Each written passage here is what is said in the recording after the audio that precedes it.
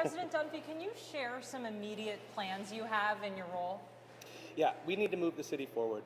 We, as a governing body, we need to figure out what our sophomore year is going to look like. And candidly, there was a lot of ugliness that happened in the last couple of days. We need to find a path forward. We need to demonstrate that this is a body of serious lawmakers who are serious about the future of the city. I'm going to do what I can to build systems that share power and avoid kind of the ugly tit-for-tat finger-pointing that we've seen over the last couple of days. Do you necessarily gunning for this role? No. Now that you have it, how do you plan to lead city council? Yeah, this was not a role that I was seeking, absolutely.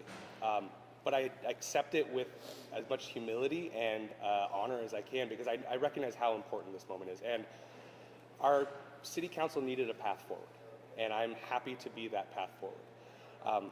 I want this job to be incredibly boring. I want this job to be non-political and not confrontational. I want this to be a facilitation role. I want this to be a job that makes the wheels move, that we get the trains running on time, that we are doing the people's business, and we're not getting distracted by a lot of the personal politics. Do you want to consolidate any committees, making less committees Yes. just so that things get faster? If so, which ones? Absolutely. I don't have a final plan right now. I'm going to work with or with Vice President Clark on a proposal. I wanted there to be 5 committees. I think that 8 is too many. And I also want that because I think that Council President Pertl-Guinea bared a lot of the weight of this building. And I think that there's an opportunity to build a leadership council where we, the chairs of the different committees and the vice president and president, can meet regularly to discuss our overarching agendas and see how we can all work together sort of cohesively towards the business of the city. What sorts of things will you prioritize when setting the council agenda? We, as a council, like the weekly agendas, I want a first in, first out approach. If it came out of committee, if the sponsor did their job, they got a hearing in the committee, they got the votes to move it out, then it should be moving towards the next available calendar. I don't want to hold on to things. I don't want to sit and wait on them. I'm not interested in trying to thematically change when things are heard, with one specific exception. I think that evening council sessions are a special opportunity for the community to come and testify when they couldn't otherwise make it at 9 o'clock or 9:30 on a Wednesday. And so I want to work with our councilors to intentionally flag what pieces of legislation would be best heard at those evening councils. So otherwise I intend to do a sort of first come, first serve. And you said yesterday you'll take a step back from Peacock. Yeah. How can people trust that you won't have some sort of inherent bias since you were a part of it for a whole year? Sure. You know, Peacock was an organizing tool to help me in a moment of uncertainty. This year was really weird. And we didn't have bookends on what our jobs were. We didn't have descriptions of how to do this work, and we didn't know each other. And within the legal bounds, not violating public meetings laws, I saw Peacock as a meeting opportunity to build relationships with colleagues who most closely aligned with my policy views. But I've said this repeatedly, only in Portland would we have a political spectrum.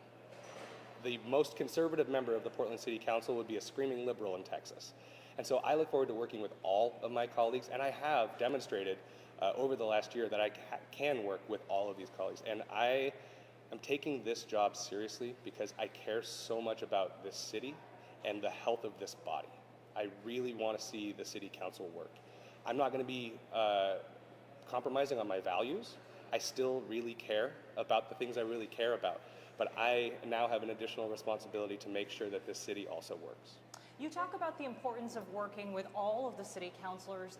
Councilor Ryan was concerned that you weren't willing to do a strategic retreat. Do you change your stance on that to meet with all the councilors? You know, I have my own strong feelings about whether or not strategic retreats work.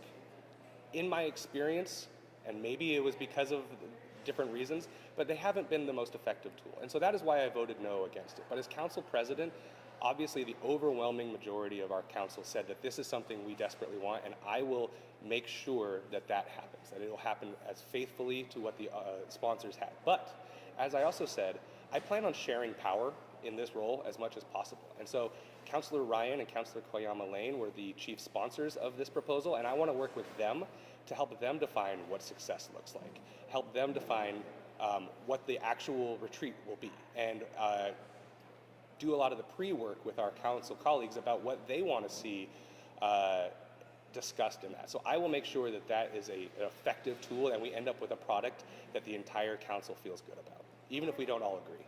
How much have you been able to speak with Mayor Wilson about your new role and if your views align with the mayor's, for the future of both? I've had a good working relationship with the mayor for the last year, actually 2 years, including the campaign trail.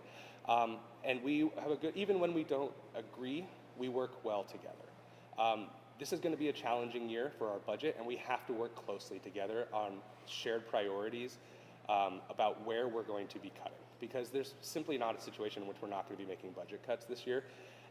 And we have to be, it cannot be an adversarial process. It has to be hand in glove. We have to be working with the administration and the mayor to create a budget that the entire city council will approve. I think that the way we did the budget last year was messy. I look forward to working with the mayor. I look forward to working with the city administrator. We won't always get along. We won't always agree, but we will act in the best interest of the city. Adding on to that, you mentioned before in the past you've criticized the mayor's handling of homelessness. What were those criticisms and how do you feel like The mayor got elected on a very clear mandate of opening shelter beds. I have worked in housing and homelessness for 15 years. I know a lot of the incredible challenges. In fact, it's not even fair to call homelessness one thing. And the mayor was correct that overnight shelters were a missing part of our continuum, but they are not the solution. And I have been concerned that we don't have a clear path for what comes next. However, this afternoon we're going to have a conversation about what comes next. The council is having a work session specifically on the homelessness and housing continuum. We have to figure out what happens at 6 a.m. or 8 a.m. when that person who had an overnight shelter bed is kicked out for the morning. Who's meeting them on the sidewalk? Who is saying, hey, where are you going today? What, do you need help finding a job? Do you need help finding health coverage? Do you need mental health services? Do you need job training? Do you need housing? We have to make that holistic there. Now that we have an inventory of overnight shelters, we need to move forward with best practices and figure out what that is. And I am going to be very intentional with the mayor about finding out what those next steps are and how he plans to use a diminishing pot of money and an increasing problem, against an increasing problem. What do you plan to do to build unity, given that Councillor Murillo said at one of the meetings that she doesn't look at Councillor Novick the same way, or at least it would take her a lot of time, seeing these unique challenges and fractures? What are you actually going to do to help bridge those gaps? There are a lot of strong opinions on this group, in this group. There's a lot of big feelings. And it's not my job to mandate people have interpersonal relationships. We need to find decorum. We need to move forward towards the best interest of this city. And I think we do that by building systems, by sharing power, by being too communicative and sharing as much information where we can, and building a process that meets councilors where they are, allows them to pursue their individual interests, but still not deviate away from the core work we have to do here, which is continue to deliver services for over almost 700,000 people and try to meaningfully meet the challenges of the day, whether it's the federal government or homelessness and housing and drug addiction and mental illness and all of the things that our community is facing, economic development, cratering downtown vacancy rates, like all of these things have to be addressed. And it's,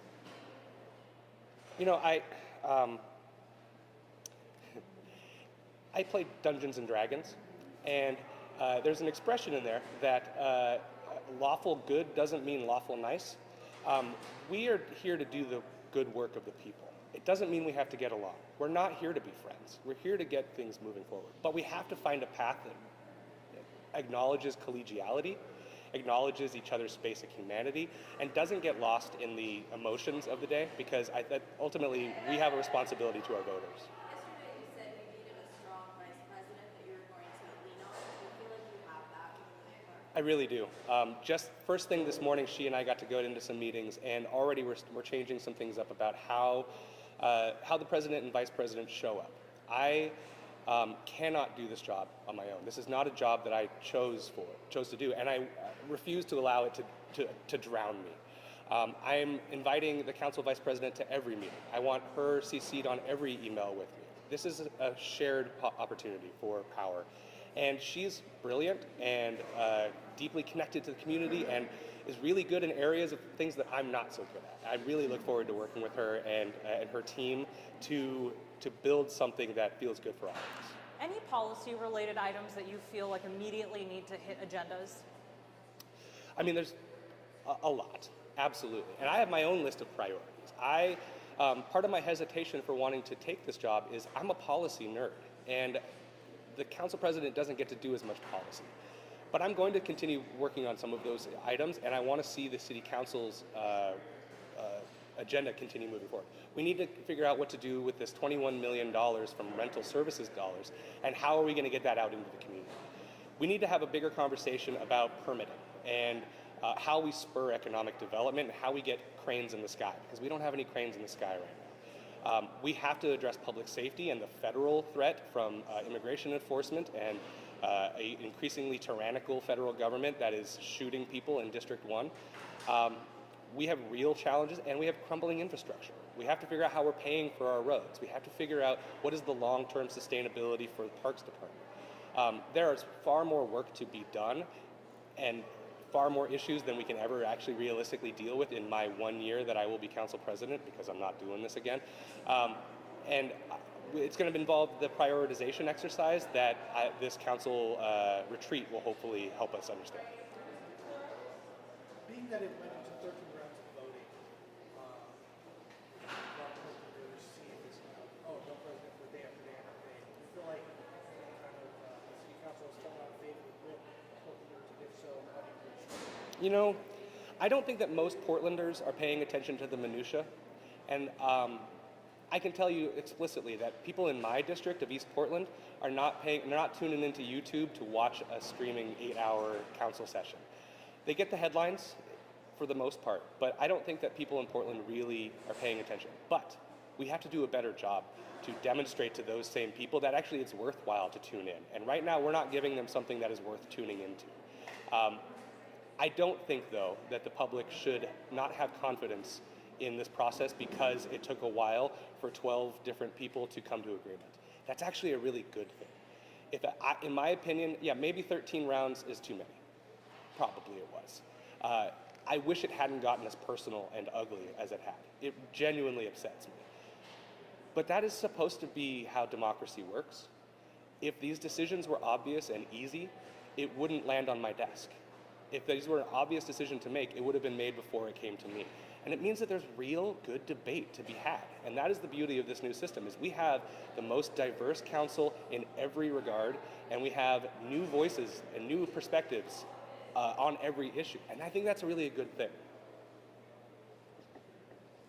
What's your favorite class? D&D. Oh, Paladin? Yeah. Yeah. I don't know. You know. Yeah. Anyone else? Good? All right, thank you all so much. Thank you, guys. Thank you. Thank you.